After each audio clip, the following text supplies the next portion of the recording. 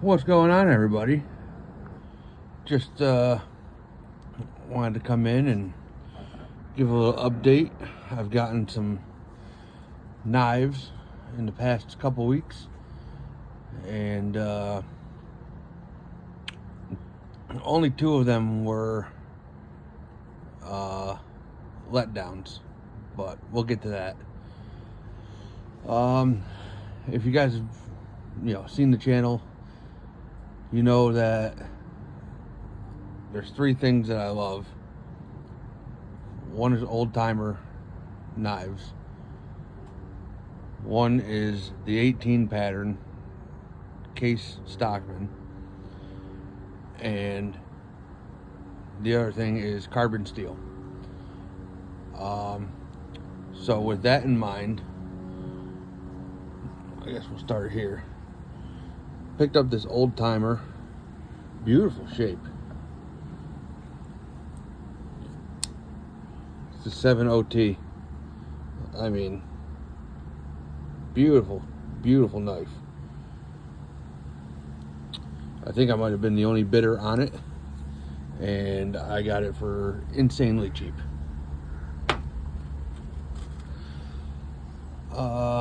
Let's see. What is this? This is a buck. This is a Stockman with a certificate of authenticity, 1 of 100 produced. This is signed by CJ Buck, and it's from the Bourbon and Blades event. Beautiful red. And again, it's a Stockman. You can see the Bourbon and Blades right there, and CJ Buck. On just the premise of the knife alone, it's a great Stockman. Great belly in that spay blade. Great size. And this is a USA made one. I'll have the camera pick it up. USA. But I picked that up. I couldn't resist. The smallest, the smallest opinel that I have. This is the number 8. It is in carbon steel. And, well, I got this because I also got this.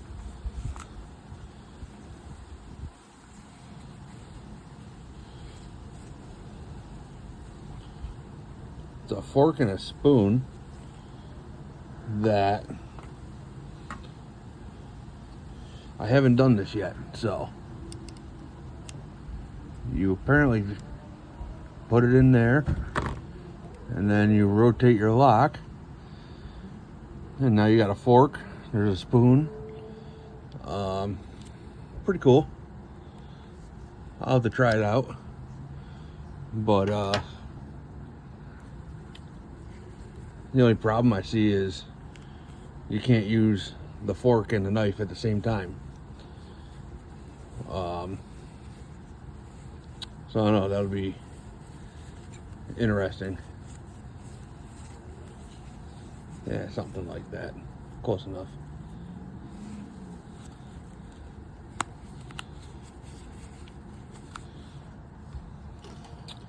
Anywho. Now, I just started getting into Queen USA. I mean, I've had older ones, but these are all brand new. I'm a big fan of the jumbo trappers and lockbacks. And when I saw these on sale at Smoky Mountain Knife Works, I mean, they were like half price. I couldn't believe it. The only thing is, this one doesn't say USA, it doesn't say China, and it doesn't say what kind of blade steel it is, but it's beautiful. Jigged red bone handles. I'll have to see if I can find out what the steel is on it. But these are all carbon steel. Now, I bought the green ones 2 weeks ago. These ones just came in yesterday. The number 3L. Look at that beautiful green jig bone. And I've been using it, so it's starting to get some patina on it. You know, like I said, 1095 carbon steel. When I saw these things at half price, I couldn't say no. And this is the number 101, and that is a locking main blade. It did have a much larger lock profile, but I ground that down at work. I didn't like, you know, when you hold it, at least me anyway, my hand is right there. So I took that lock down so it's a much flatter, but still easily accessible. And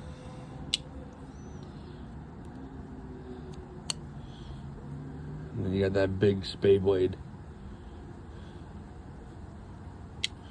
And again, that beautiful green bone with that great jigging.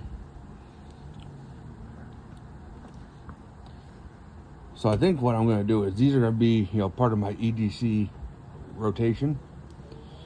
I usually carry the jumbo trapper in a pancake sheath like this, and that's usually how I run it. But I think these two are going to be in my hunting setup. This is the winter bottom jig, and look at that. You got, you know, you got the highs, the lows, the highs, the lows, seamless. I mean, centering right down the middle. I mean, they're identical knives. It's just different handles. They also had a smooth red bone, but I don't know. I'm not a big smooth bone kind of guy. It's kind of got to be jigged somehow for me. I mean, look at that. How do you beat that? Absolutely gorgeous.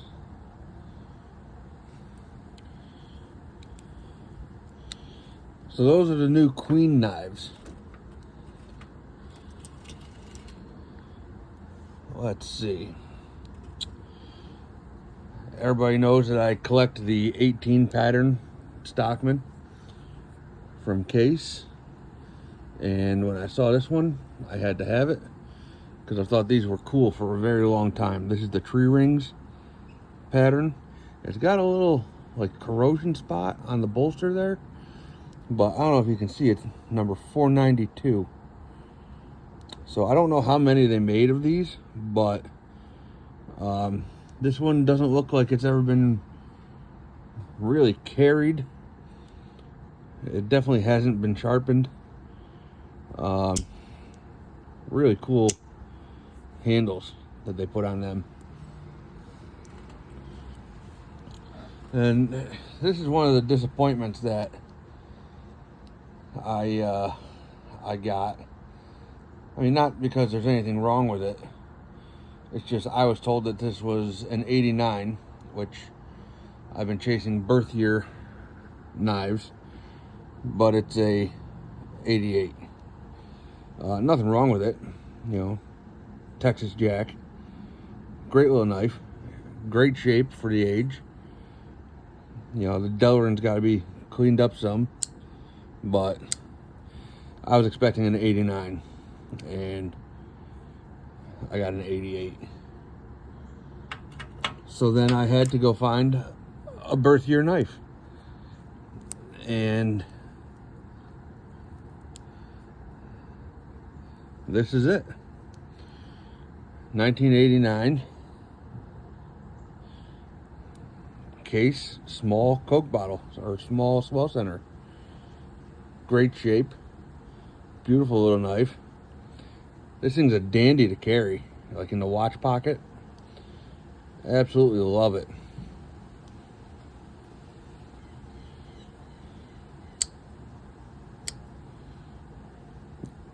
And it's yellow Delrin.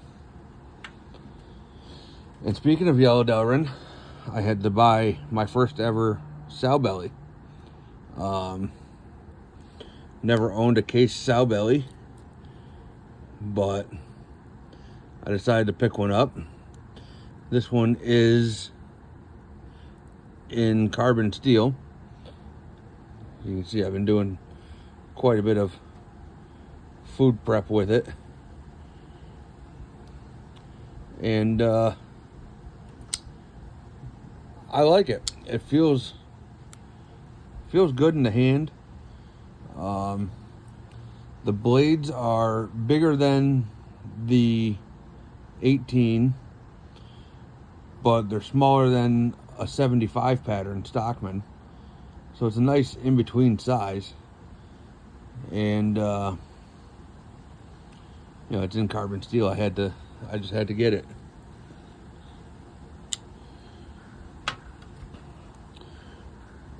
This is a knife that is made in the Ukraine. It's by BPS Knives. It's a really tight sheath. No belt loop on the sheath. I think you're supposed to use it as more of a neck knife or like a puko knife. But BPS Knives, carbon steel 1066, made in Ukraine. Nice size little knife. Could be a decent hunting knife. I actually got two of these. For some reason, I must have added it twice to my cart, and now I got two of them. So maybe one's going to end up in the kitchen. And that brings us down to the last knife, and it's the second disappointment of all these knives. So this is my first ever Benchmade that I bought brand new from an actual dealer, right? Because I was looking at, you know, folding knives for hunting, and you know, for me they got a lock. You don't want to field dress an animal with a slip joint knife, in my opinion. I'm sure plenty of people have done it, but I'm not. So this is the tagged out. It's non-spring assisted. Does have the axis lock. It's a decent size. It's very lightweight, and it's, you know, it's made for hunting. Nice size blade, nice blade profile. For a knife this expensive, I would expect it to be sharp out of the box, and it was not very sharp out of the box. It would hardly slice paper. So I had to tune it up, which for the price you should not have to do. But I don't know, maybe I just got, you know, an unlucky one. You know, somebody sneezed during quality control. I don't know. The knife itself, great size. It's got all these stippling points on it. Good jimping all the way up. It does have a pocket clip. I'm probably going to take that off. I don't ever use a pocket clip, really. But the knife itself is very nice. I like it. I mean, when I say lightweight, you wouldn't even notice this thing in your pocket. It's ounces. But just the fact that I had to touch it up right out of the box for the price of it kind of got me triggered. I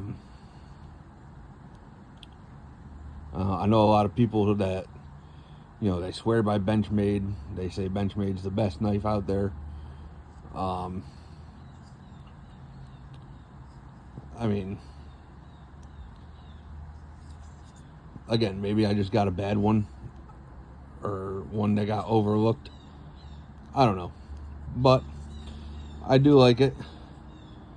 And I hope I get to try it out this year. Hunting season is upon us up here in New York. And I'm going to try my best to fill that freezer again this year. But that is just a nice little update of what's been coming in. I thank you guys for watching. As always, y'all be good.